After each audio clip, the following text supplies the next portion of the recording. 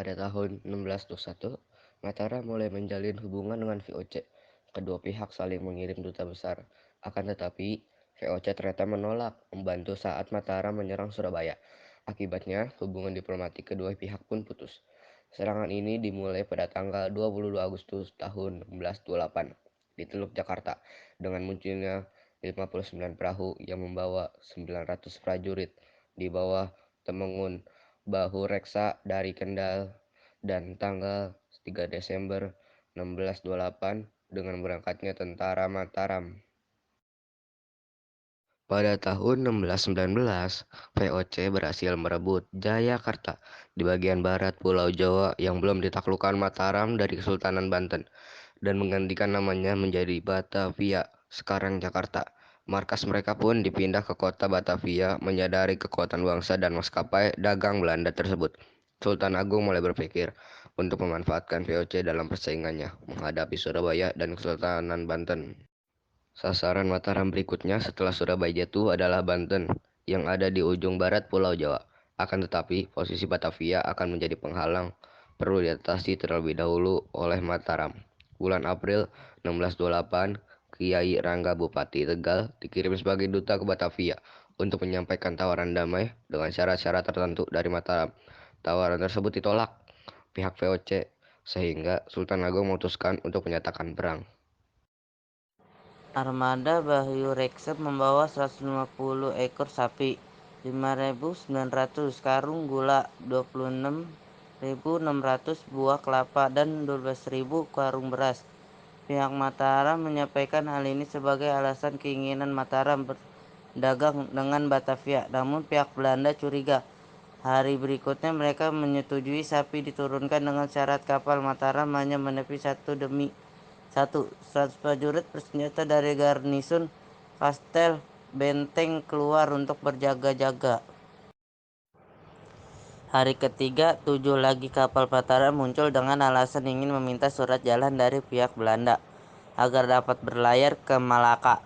Saat itu di bawah kekuasaan VOC, Belanda memperkuat perjagaan di dua benteng kecil utara dan menyiapkan artilerinya sore.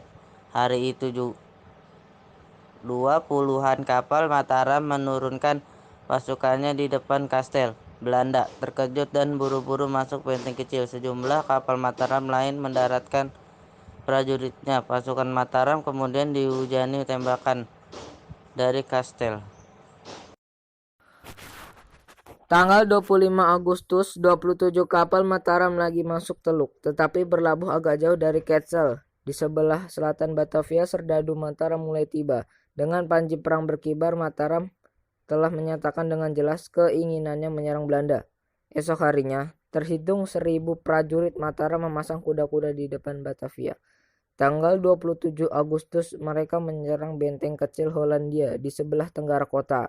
Sekompi berkekuatan 120 prajurit di bawah pimpinan Letnan Jacob van der Platen berhasil menghalang mereka setelah pertempuran yang dahsyat. Sementara beberapa kapal Belanda datang dari Banten dan Pulau Onrus dan mendaratkan 200 prajurit.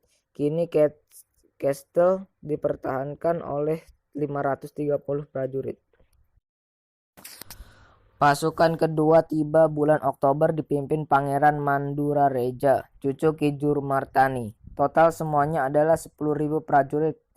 Perang besar terjadi di benteng Hollandia. Pasukan Mataram mengalami kehancuran karena kurang perbekalan. Menanggapi kekalahan ini, Sultan Agung bertindak tegas. Pada bulan Desember 1628, ia mengirim Algojo untuk menghukum mati Tumenggung Bahu Reksa dan Pangeran Mandurareja. Pihak VOC menemukan 744 mayat orang Jawa berserakan dan sebagian tanpa kepala. Sultan Agung kembali menyerang Batavia untuk kedua kalinya pada tahun berikutnya. Pasukan pertama dipimpin oleh Adipati Ukur berangkat pada bulan Mei 1629, sedangkan pasukan kedua dipimpin oleh Adipati Jumina berangkat bulan Juni. Total semua 14.000 orang prajurit. Kegagalan serangan pertama diantisipasi dengan cara mendirikan lumbung-lumbung beras tersembunyi di Karawang dan Cirebon. Namun pihak VOC yang menggunakan mata-mata berhasil menemukan dan memusnahkan semuanya. Hal ini menyebabkan pasukan Mataram kurang perbekalan, ditambah wabah penyakit malaria dan kolera yang melanda mereka, sehingga kekuatan pasukan Mataram tersebut sangat lemah ketika mencapai Batavia. Walaupun kembali mengalami kekalahan, serangan kedua Sultan Agung ini berhasil membendung dan mengotori Sungai Ciliwung, yang mengakibatkan timbulnya wabah penyakit kolera melanda Batavia. Gubernur Jenderal VOC yaitu J.P. Coen meninggal menjadi korban wabah tersebut.